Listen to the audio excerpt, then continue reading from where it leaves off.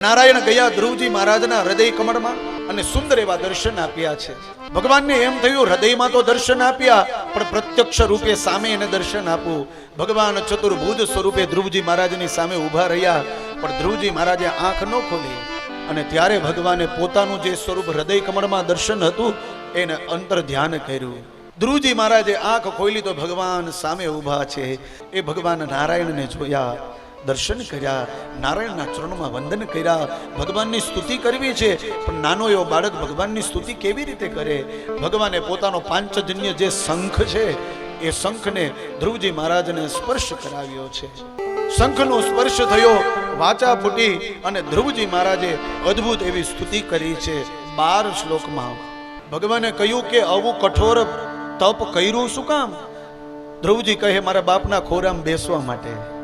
નારાયણ હસવા લાગ્યા કે પિતાજીના ખોડામાં બેસવા માટે થઈને આ બ્રહ્માંડને તે ધ્રુજાવી દીધું. હે ધ્રુવજી, તારી ભક્તિથી હું પ્રસન્ન થયો. તારા પિતાના ખોડામાં તો તને બેસવા મળશે પણ આ જગત પિતાના ખોડામાં બેસવા હવેથી તને મળશે.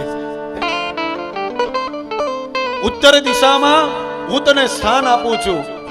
એ સ્થાન આજથી તારું. હજી પણ રાત્રિના સમયે ઉત્તર દિશામાં જે વધારેમાં વધારે ચમકતો તારો હશે ને એ સાક્ષાત ધ્રુવજી મહારાજ છે.